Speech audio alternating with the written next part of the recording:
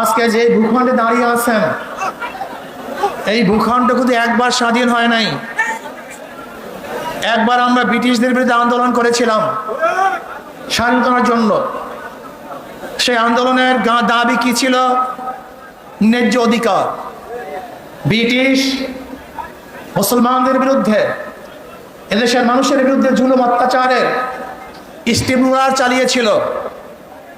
এই জুলুম থেকে বাঁচার জন্য মানুষ ব্রিটিশদের বিরুদ্ধে আন্দোলন করেছিল, জীবন দিয়েছিল। আপনারা জানেন, চাকরি চর থেকে শুরু করে খায়াবার পর্যন্ত এমন কোনো গাছ ছিল না যে গাছের মধ্যে একজন আলেমকে ফাঁসিতে ঝুলানো হয় নাই। লক্ষ লক্ষ মানুষ জীবন দিয়েছিল। এই বাংলার মধ্যে ৮০,০০০ মাদ্রাসাকে ভুলুণ্ঠিত করা হয়েছিল। দিল্লির মধ্যে ১,০০০ মাদ্রাসাকে বিচ্ছিন্ন করা হয়েছিল।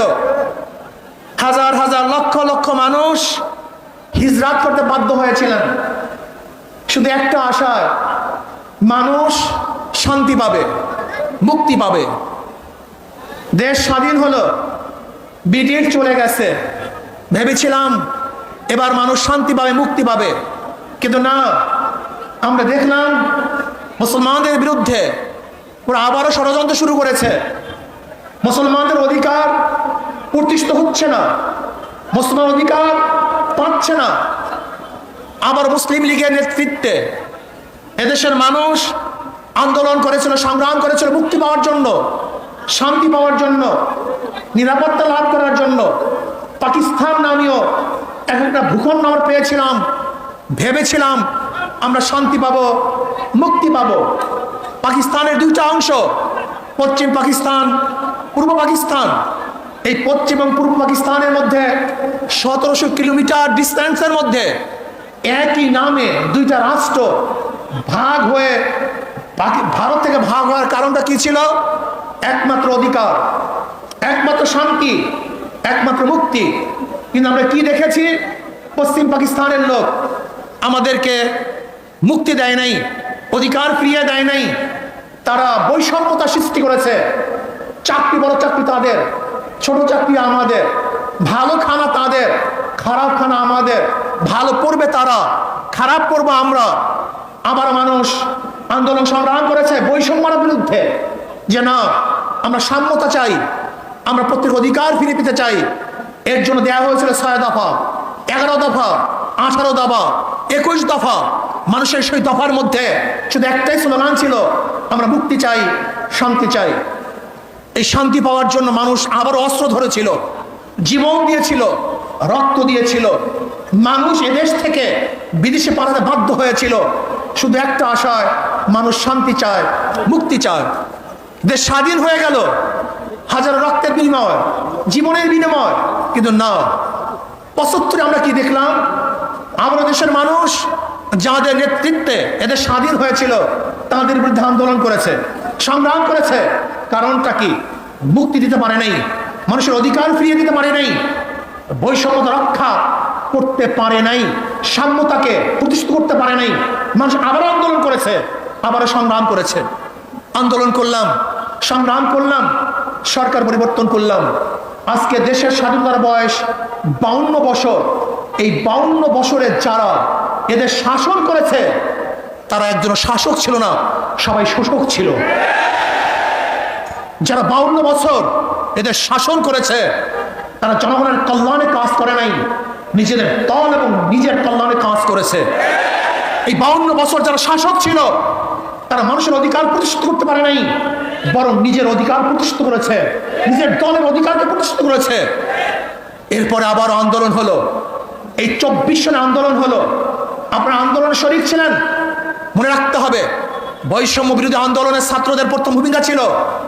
পরবর্তীতে এই আন্দোলন শুধু ছাত্র ছিল না, এদেশের আপামর জনসাধারণ, পুরুষ, মহিলা, শ্রমিক, কুলি, মজদুর, তাঁতি, মাদ্রাসার ছাত্র, স্কুলের ছাত্র, কলেজের ছাত্র সহ সমস্ত মানুষ ঝাঁপিয়ে পড়েছে।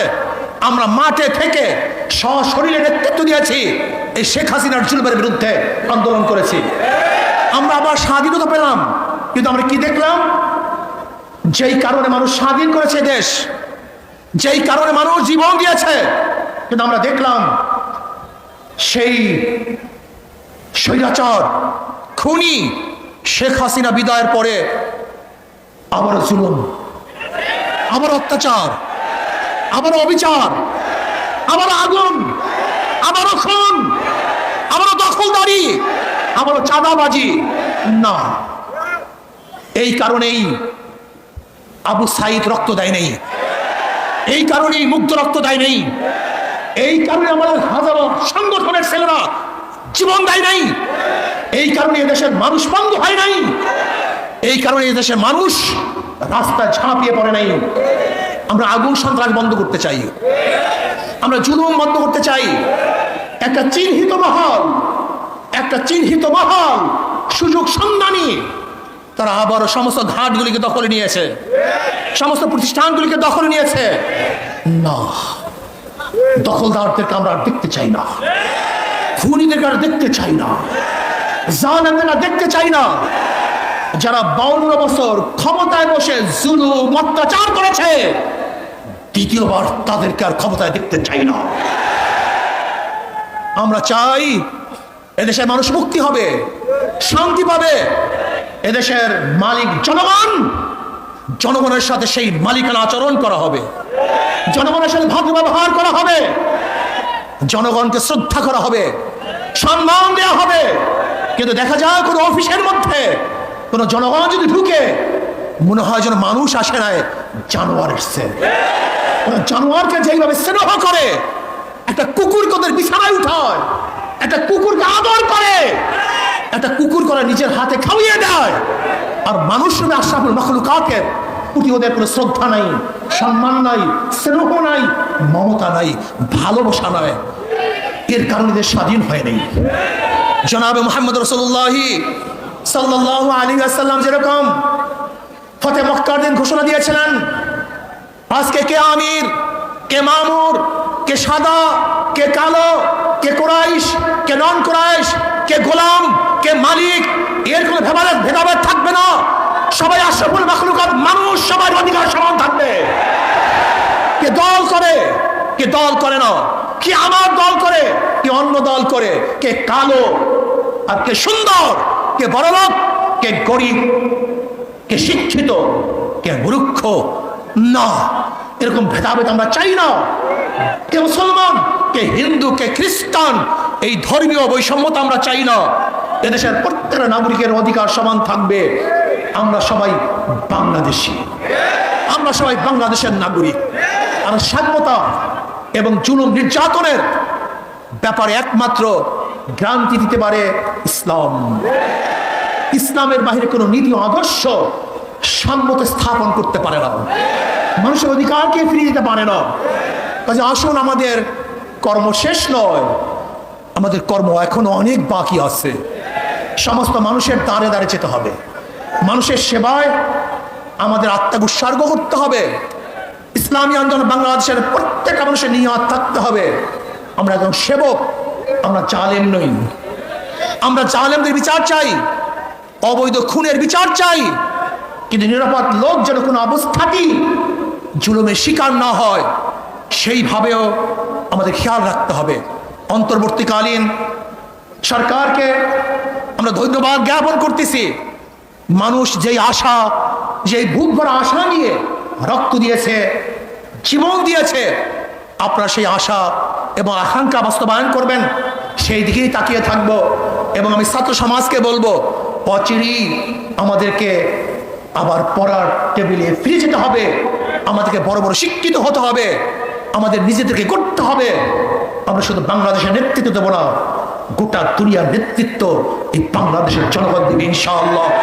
আল্লাহ আমাকে এবং আমাদের সবাইকে সেই যোগ্যতা সম্পন্ন নেতৃত্ব তৈরি করার, নেতৃত্ব অর্জন করার তৌফিক দান করেন।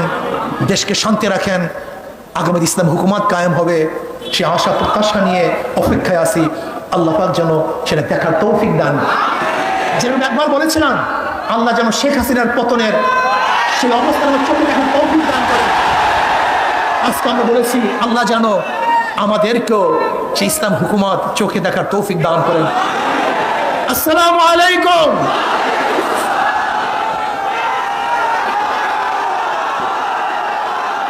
সমাগত ভাই বন্ধুগণ,